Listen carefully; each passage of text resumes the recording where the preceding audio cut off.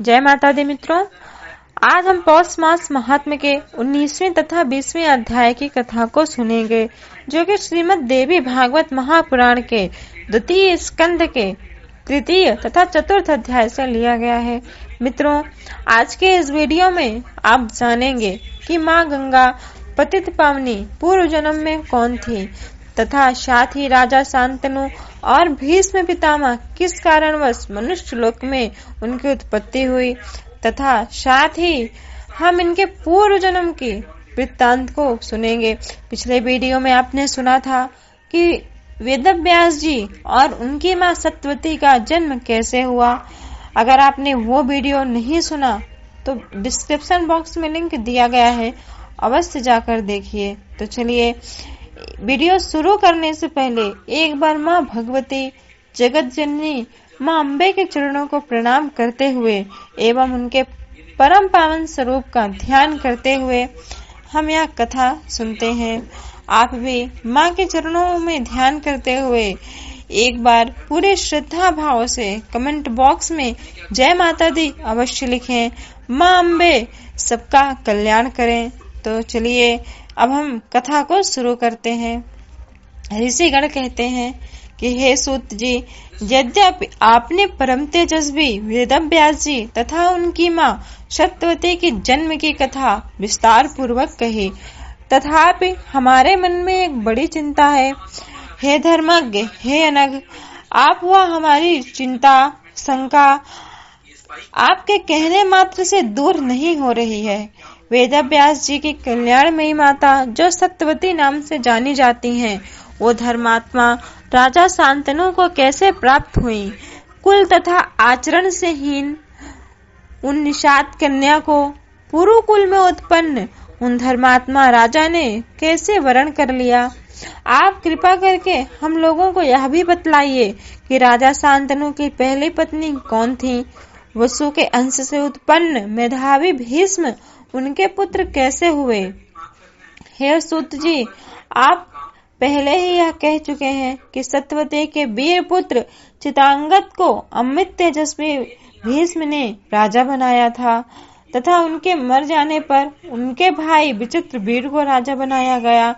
जब बड़ा भाई ज्येष्ठ पुत्र धर्मात्मा भीष्म जीवित थे, तब विचित्र वीर ने राज्य कैसे किया और भीष्म ने उन्हें राज्य पर कैसे स्थापित किया। क्या सत्यवती ने अपने दोनों पुत्र वधुओं से दो गोलक पुत्र कैसे उत्पन्न कराए। उन सुंदरी सत्यवती ने उस समय ज्येष्ठ पुत्र भीष्म को राजा क्यों नहीं बनाया और उन महापराक्रमी भीष्म ने अपना विवाह क्यों नहीं किया। अमित तेजस्वी बड़े भाई व्यास जी ने ऐसा अधर्म कार्य क्यों किया कि उन्होंने नियोग द्वारा दो पुत्र उत्पन्न किए। पुराणों के रचयिता वेदव्यास जी ने धर्मज्ञ होते हुए भी ऐसा कार्य क्यों किया। हे सूत जी, क्या यही वेदों से अनुमोदित शिष्टाचार है। हे मेधाविन, आप व्यास जी के शिष्य हैं, इसलिए आप हमारी इन सभी शंकाओं का समाधान करने में समर्थ हैं। हम सभी इस धर्म क्षेत्र में इन प्रश्नों के उत्तर सुनने को उत्सुक हो रहे हैं। सूत जी कहते हैं कि हे मुनियों, सुनो। इक्ष्वाकु कुल में महाभीष्म नाम के एक सत्यवादी धर्मात्मा और चक्रवर्ती राजा उत्पन्न हुए, ऐसा कहा जाता है। उन बुद्धिमान राजा ने हजारों अश्वमेध यज्ञ तथा सैकड़ों वाजपेय यज्ञ करके इंद्र को संतुष्ट कर लिया और जीते जी वो स्वर्ग को प्राप्त कर लिए। एक बार राजा महीभीष ब्रह्मलोक को गए। वहाँ प्रजापति की सेवा के लिए सभी देवता आए हुए थे। उस समय देव नदी गंगा जी भी ब्रह्मा जी की सेवा में उपस्थित थी। उसी समय अत्यंत तेज हवा चलने लगी, जिसने सभी के वस्त्रों को उड़ा दिया। उसी समय माँ गंगा के वस्त्र भी उड़ गए। सभी देवता अपना सिर नीचे किए बिना उन्हें देखे खड़े रहे, किंतु राजा महाभीष निशंक भाव से उनकी ओर देखते रह गए। उन गंगा जी ने राजा को अपने ऊपर प्रेमासक्त जाना। उन दोनों को इस प्रकार मुग्ध देखकर ब्रह्मा जी क्रोधित हो गए और कोपाविष्ट होकर शीघ्र ही उन दोनों को श्राप दे दिया। हे राजन, मनुष्य लोक में तुम्हारा जन्म होगा। वहाँ जब तुम पुनः पुण्य एकत्र कर लोगे तब पुनः स्वर्गलोक में आओगे। गंगा को महाभिष राजा पर प्रेमासक्त जानकर ब्रह्मा जी ने गंगा जी को भी श्राप दे दिया। इस प्रकार वो दोनों दुखी मन से ब्रह्मा जी के पास गए। राजा अपने मन में सोचने लगे कि इस मृत्युलोक में ऐसा कौन है जो धर्म परायण है। ऐसा विचार कर उन्होंने पूर्ववंशीय महाराज प्रतीप को ही पिता बनाने का निश्चय कर लिया। इसी बीच आठों वसु अपनी अपनी स्त्री के साथ विहार करते हुए स्वेच्छा से महर्षि वशिष्ठ के आश्रम पर आ पहुंचे। उन पृथु आदि वसुओं में दौ नामक एक श्रेष्ठ वसु थे। उनकी पत्नी ने नंदिनी गौ को देखकर अपने पति से पूछा कि यह सुंदर गाय किसकी है। दौ ने उससे कहा कि हे सुंदरी सुनो, यह महर्षि वशिष्ठ जी की गाय है।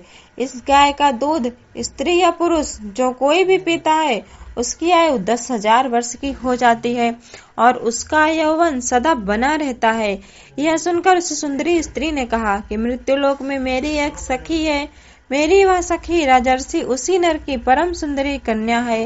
हे महाभाग, उसके लिए अत्यंत सुंदर तथा सब प्रकार की कामनाओं को देने वाली इस गाय को बछड़े सहित अपने आश्रम में ले चलिए। जब मेरी सखी इसका दूध पिएगी तब वह अति सुंदर एवं रूपवान होकर मनुष्यों में एकमात्र अद्वितीय बन जाएगी। उसका ऐसा वचन सुनकर दौ नाम के वसु ने पृथु आदि अष्ट वसुओं के साथ जितेंद्रिय मुनि का अपमान करके नंदिनी का अपहरण कर लिया। इधर नंदिनी का हरण हो जाने पर महातपस्वी जी जब अपने आश्रम में आए तब उन्होंने अपने आश्रम को सूना देखा। वो तेजस्वी वन एवं गुफाओं में उसे ढूंढने लगे परंतु वह गाय नहीं मिली।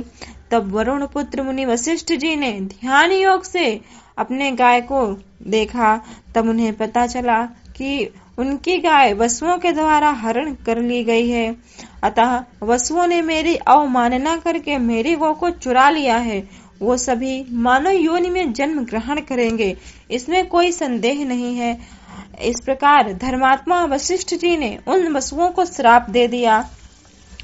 जब उनको ये पता चला वसुओं को कि हमें ऋषि वशिष्ठ जी ने श्राप दे दिया तब वो अत्यंत दुखी हुए। अतः वो बहुत दुखी हुए तथा वशिष्ठ ऋषि के पास गए और उनसे अपने अपराध की क्षमा प्रार्थना करने लगे। उनके क्षमा प्रार्थना को सुनकर वशिष्ठ जी परम संतुष्ट हुए। उन्होंने उनसे कहा, मेरा शाप व्यर्थ नहीं होगा। तुम लोग सभी एक एक वर्ष को अंतराल में ही मेरे श्राप से मुक्त हो जाओगे। परंतु जिसने मेरी प्रिय सावत्सा नंदिनी का अपहरण किया है वह दौ नामक वसु मनुष्य शरीर में बहुत दिनों तक रहेगा। उन अभिषिप्त वसुओं ने मार्ग में जाती हुई माँ गंगा जी को देखकर उन अभिषिप्त तथा चिंतातुर ने गंगा जी से प्रणाम करके प्रेम पूर्वक याचना किया कि हे देवी, अमृत पीने वाले हम देवता मानव कुछ से कैसे उत्पन्न होंगे, यह हमें महान चिंता है। अतः हे नदियों में श्रेष्ठ, आप ही मनुष्य बनकर हम लोगों को जन्म दें। पृथ्वी पर शांतनु नामक एक राजर्षि हैं। हे अनथे, आप उन्हीं की भार्या बन जाएं। और हे सुरापगे, हमें क्रमशः जन्म लेने पर आप जल में छोड़ती जाएं। आपके ऐसा करने से हम लोग भी शाप से मुक्त हो जाएंगे, इसमें कोई संदेह नहीं है। गंगा जी ने उनसे तथास्तु कह दिया और वो वसु प्रसन्न होकर अपने अपने लोक को चले गए। और इधर गंगा जी भी बार बार विचार करती हुई वहां से चली गईं। उसी समय राजा महीभिष ने राजा प्रतीप के पुत्र के रूप में जन्म लिया। उन्हीं का नाम शांतनु पड़ा, जो सत्य प्रतिज्ञ एवं धर्मात्मा राजर्षि एवं महाराज प्रतीप के घर जन्मे। उन महातेजस्वी प्रतीप ने भगवान सूर्य की परम आराधना की। उसी समय जल में से एक परम सुंदर स्त्री निकल पड़ी और वह सुमुखी आकर तुरंत ही महाराज के साल वृक्ष के समान विशाल दाहिने जंघे पर विराजमान हो गई। अपने अंक में बैठी हुई उस सुंदरी स्त्री से राजा ने कहा कि हे वरानने, तुम मुझसे बिना पूछे ही मेरे शुभ दाहिने जंघे पर क्यों बैठ गई। उस सुंदरी ने उनसे कहा कि हे नृपश्रेष्ठ, हे कुरुश्रेष्ठ, मैं जिस कामना से आपके अंक में बैठी हूँ उस कामना वाली मुझे आप स्वीकार करें। उस रूप यौवन संपन्ना सुंदरी से राजा ने कहा कि मैं किसी सुंदर पर स्त्री को काम की इच्छा से नहीं स्वीकार करता। हे भामिनी, हे सुचिस्मिते, तुम मेरे दाहिने जंघे पर प्रेम पूर्वक आकर बैठ गई हो, उसे तुम पुत्रों तथा पुत्र वधुओं का स्थान समझो। अतः हे कल्याणी, मेरे मनवांछित पुत्र के उत्पन्न होने पर तुम मेरी पुत्र वधु हो जाना। तुम्हारे पुण्य से मुझे पुत्र की प्राप्ति हो जाए, इसमें कोई संशय नहीं है। यह दिव्य दर्शन वाली कामनी तथास्तु कहकर चली गई और उस स्त्री के विषय में सोचते हुए राजा प्रतीप भी अपने घर को गए। कुछ समय बीतने पर उनका पुत्र युवा हो गया। तब अपने पुत्र को उन्होंने समस्त पूर्व वृत्तांत कहा सुनाया। सारी बातें बताकर राजा ने अपने पुत्र से कहा कि यदि वह सुंदरी बाला तुम्हें कभी वन में मिले और स्वयं अपनी अभिलाषा प्रकट करे तो तुम उसे स्वीकार कर लेना और तुम उससे मत पूछना कि तुम कौन हो। यह मेरी आज्ञा है। तुम उसे अपनी धर्म पत्नी बनाकर सुखी रहोगे। सूत जी कहते हैं कि इस प्रकार अपने पुत्र को आदेश देकर महाराज प्रतीप प्रसन्नता के साथ वन को चले गए और वहां जाकर माँ भगवती आदि शक्ति दुर्गा का तप करते हुए अंत में स्वर्ग लोक को प्राप्त हुए। समय आने पर उनके पुत्र महाराज शांतनु राजा बने और वो भूमंडल पर राज्य करने लगे। श्री सूत जी महाराज कहते हैं कि प्रतीप के स्वर्ग चले जाने पर सत्य पराक्रमी राजा शांतनु व्याघ्र तथा मृगों को मारने के लिए मृगिया करने में तत्पर हो गए। किसी समय गंगा के किनारे घने वन में विचरण करते हुए राजा ने मृग के बच्चे जैसे आंखों वाली सुंदर तथा आभूषणों से युक्त एक सुंदर स्त्री को देखा। उसे देखकर राजा शांतनु हर्षित हो गए और सोचने लगे कि साक्षात दूसरी लक्ष्मी के समान यह कौन है जिसके विषय में मुझे पिताजी ने बताया था। कहीं यह वही तो नहीं। उसके मुख कमल का पान करते हुए राजा तृप्त नहीं हुए। हर्षातिरेक से उन निष्पाप राजा को रोमांच हो गया और उनका चित्त उस स्त्री में रम गया। वह स्त्री भी उन्हें राजा महिभीष जानकर प्रेमासक्त हो गई। वह मंद मंद मुस्कुराती हुई राजा के सामने खड़ी हो गई। उस सुंदरी को देखकर राजा अत्यंत प्रेम विवश हो गए तथा कोमल वाणी से उसे संतावना देते हुए मधुर वचन कहने लगे। हे वामुरे, हे सुमुखी, तुम कोई देवी, मानुषी, गंधर्वी, यक्षी, नागकन्या अथवा अप्सरा तो नहीं हो। हे वरारोहे, तुम जो कोई भी हो मेरी भार्या बन जाओ। हे सुंदरी, तुम प्रेम पूर्वक मुस्कुरा रही हो, अब तुम मेरी धर्म पत्नी बन जाओ। सूत जी कहते हैं कि राजा शांतनु तो निश्चित रूप से नहीं जान सके कि ये वही गंगा है, किंतु गंगा ने उन्हें पहचान लिया कि ये शांतनु के रूप में उत्पन्न वही राजा महिभीष हैं। पूर्वकालीन प्रेमवश राजा शांतनु के उस वचन को सुनकर माँ गंगा ने मंद मुस्कान में यह वचन कहा। स्त्री बोली कि हे नृपश्रेष्ठ, मैं यह जानती हूँ कि आप महाराज प्रतीप के योग्य पुत्र हैं, अतः भला कौन ऐसी स्त्री होगी जो संयोगवश अपने अनुरूप पुरुष को पाकर भी उसे पति रूप में स्वीकार न करे। अतः हे नृपश्रेष्ठ, वचनबद्ध करके ही मैं आपको अपना पति स्वीकार करूंगी। हे नृपोत्तम, अब आप मेरी शर्त सुनिए जिससे मैं आपका वरण कर सकूं। हे राजन, मैं भला बुरा जो भी कार्य करूं, आप मुझे कभी मना नहीं करेंगे, न ही कोई अप्रिय बात करेंगे। जिस समय मेरा यह वचन आप नहीं मानेंगे, उसी समय हे नृपश्रेष्ठ, मैं आपको त्याग कर चाहे जहाँ चली जाऊंगी। उस समय प्रार्थना पूर्वक वसुओं के जन्म ग्रहण करने का स्मरण करके तथा महाभीष के पूर्वकालीन प्रेम को अपने मन में सोचकर गंगा जी ने राजा शांतनु के तथास्तु कहने पर उन्हें अपना पति बनाना स्वीकार कर लिया। इस प्रकार मानवीय रूप धारण करने वाली रूपवती तथा सुंदर वर्ण वाली माँ गंगा महाराज शांतनु की पत्नी बनकर राजभवन में पहुंच गई। राजा शांतनु उन्हें पाकर सुंदर उपवन में विहार करने लगे। भावों को जानने वाली वो सुंदरी गंगा भी राजा शांतनु के साथ विहार करने लगे। उनके साथ महाराज शांतनु को क्रीड़ा करते हुए अनेक वर्ष बीत गए। उस समय महाराज शांतनु को समय का बोध ही नहीं हुआ। वो उन मृगलोचना के साथ उसी प्रकार विहार करते रहते जिस प्रकार इंद्राणी के साथ इंद्र स्वर्ण गुण संपन्ना गंगा तथा चतुर शांतनु भी दिव्य विहार भवन में लक्ष्मी तथा नारायण के भांति खुश रहने लगे। इस प्रकार कुछ समय बीतने पर गंगा जी ने महाराज शांतनु से गर्भ धारण किया और यथा समय उन सुनैनी ने एक वसु को पुत्र रूप में जन्म दिया। उन्होंने उस बालक को उत्पन्न होते ही तत्काल जल में फेंक दिया। इसी प्रकार उन्होंने दूसरे, तीसरे, चौथे, पांचवें, छठे तथा सातवें पुत्र के मारे जाने पर राजा शांतनु को बड़ी चिंता हुई। उन्होंने सोचा, मैं क्या करूं? मेरा वंश इस पृथ्वी पर कैसे स्थिर होगा? इस पापनी ने मेरे 7 पुत्र को मार डाले। यदि मैं इसे रोकता हूँ तो यह मुझे त्याग कर चली जाएगी। इससे मेरा अभिलषित 8वां गर्भ भी इससे प्राप्त नहीं होगा। यदि मैं इसे रोकता नहीं हूँ तो यह जल में इसे फेंक देगी। तो मुझे महान संदेह हो रहा है कि भविष्य में मेरी कोई संतान रहेगी अथवा नहीं।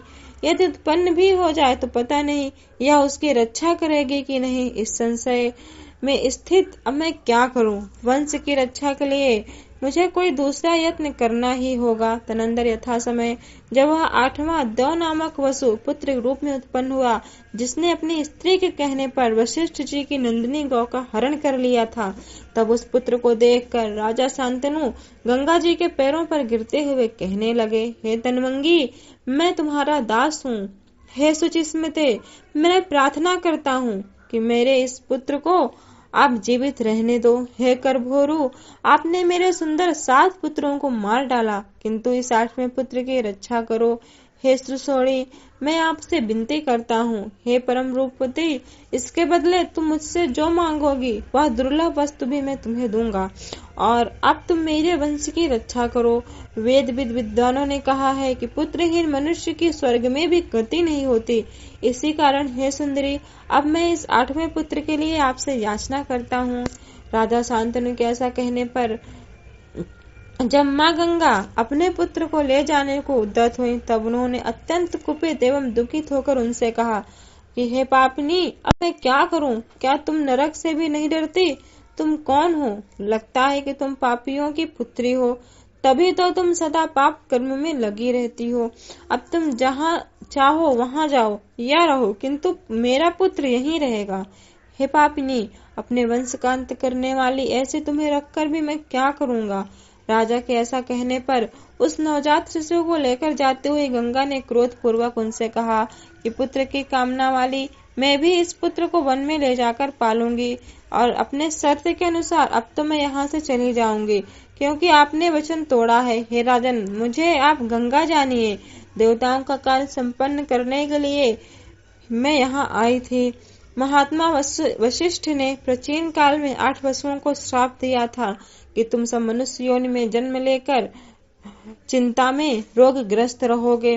तब वो वसुओं ने मुझसे प्रार्थना की थी कि आप हमारी माता बने, अतः हे नृपश्रेष्ठ, उन्हें वरदान देकर मैं आपकी पत्नी बन गई। आप ऐसा समझ लीजिए कि देवताओं का कार्य सिद्ध करने के लिए ही मेरा जन्म हुआ है। वो 7 वसु तो आपके पुत्र बनकर ऋषि के श्राप से विमुक्त हो गए, परंतु यह 8वां वसु कुछ समय तक आपके रूप में विद्यमान रहेगा। अतः हे महाराज शांतनु, मुझ गंगा के द्वारा दिए हुए पुत्र को आप स्वीकार कीजिए। इसे 8वां वसु जानते हुए आप पुत्र सुख का भोग करें, क्योंकि हे महाभाग, यह गंगे बड़ा ही बलवान होगा। अब इसे मैं लेकर जा रही हूँ जहाँ मैंने आपका पति रूप से वर्ण किया था। हे राजन, इसे पाल कर इसके युवा होने पर मैं पुनः आपको दे दूंगी, क्योंकि बिना माँ का बालक, जिस बालक की माँ न हो, वह कभी सुखी नहीं रहता और न सुखी जी पाता है। ऐसा कहकर उस बालक को लेकर माँ गंगा वहीं अंतर ध्यान हो गई। अतः राजा भी अत्यंत दुखित होकर अपने राजभवन में रहने लगे। महाराज शांतनु स्त्री तथा पुत्र के वियोग जन्य महान कष्ट का सदा अनुभव करते हुए किसी प्रकार अपना राज कार्य करने लगे। कुछ समय बीतने पर महाराज अखेट के लिए वन में गए। वहां अनेक प्रकार के मृगगणों, भैंसों तथा सूकरों को अपने बाड़ों से मारते हुए वो गंगा जी के तट पर पहुंचे। उस नदी में थोड़ा जल देखकर राजा शांतनु बड़े आश्चर्य में पड़ गए। उन्होंने वहां नदी के किनारे खेलते हुए एक बालक को देखा। वह बालक धनुष को खींचकर बहुत से बाणों को छोड़ते हुए देखा। उसे देखकर राजा शांतनु बड़े विस्मित हो गए और वो कुछ भी जान न सके। उन्हें यह स्मरण भी न रहा कि यह मेरा पुत्र है या नहीं। उस बालक के अतिमानवीकृत बाण चलाने के हस्त लाघव, असाधारण विद्या और कामदेव के समान सुंदरता को देखकर अत्यंत विस्मित हुए राजा ने उससे कहा कि हे निर्दोष बालक, तुम किसके पुत्र हो? तुम्हारी कौन माता है? इस पर वह बालक कुछ जवाब नहीं दिया। तब वो सोचने लगे कि कहीं यह मेरा पुत्र ही तो नहीं है। अब मैं क्या करूं, किससे पूछूं? जब उन्होंने वहीं खड़े होकर समाहित चित्त से गंगा जी की स्तुति की, तब गंगा जी प्रसन्न होकर पहले के ही समान एक रूपवती स्त्री के रूप में उन्हें दर्शन दी। सर्वांग सुंदरी गंगा जी को देखकर राजा शांतनु बोले, हे गंगे, यह बालक कौन था और कहाँ चला गया? आप मुझे कृपा करके उसे दिखा दीजिए। गंगा जी बोली, हे राजेंद्र, यह आपका ही पुत्र 8वां वसु है, जिसको मैंने पाला है।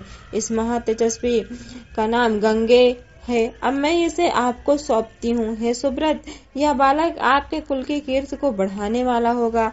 इसे सभी वेद शास्त्र एवं शाश्वत धनुर्वेद की शिक्षा दी गई है। आपका यह पुत्र वशिष्ठ जी के दिव्य आश्रम में रहा है और सब विद्याओं में पारंगत, कार्यकुशल एवं सदाचारी है। जिस विद्या को जमग्निपुत्र परशुराम जानते हैं, उसे आपका यह पुत्र जानता है। हे राजेंद्र, हे नराधिप, आप इसे ग्रहण कीजिए, जाइए और सुख पूर्वक रहिए। ऐसा कहकर गंगा जी अंतर ध्यान हो गई। अपने पुत्र को पाकर राजा शांतनु बहुत सुखी हुए। राजा शांतनु अपने पुत्र का आलिंगन करके तथा उसके मस्तक को सूंघकर अपने साथ नगर की ओर चल पड़े। राजा ने हस्तिनापुर जाकर महान उत्सव मनाया और दैवज्ञ को बुलाकर शुभ मुहूर्त पूछा तथा अपने पुत्र को युवराज के पद पर विशिष्ट कर दिया। उस सर्वगुण संपन्न पुत्र को युवराज बनाकर वो धर्मात्मा शांतनु सुख पूर्वक रहने लगे। अब उन्हें गंगा जी की सुध तक नहीं रही।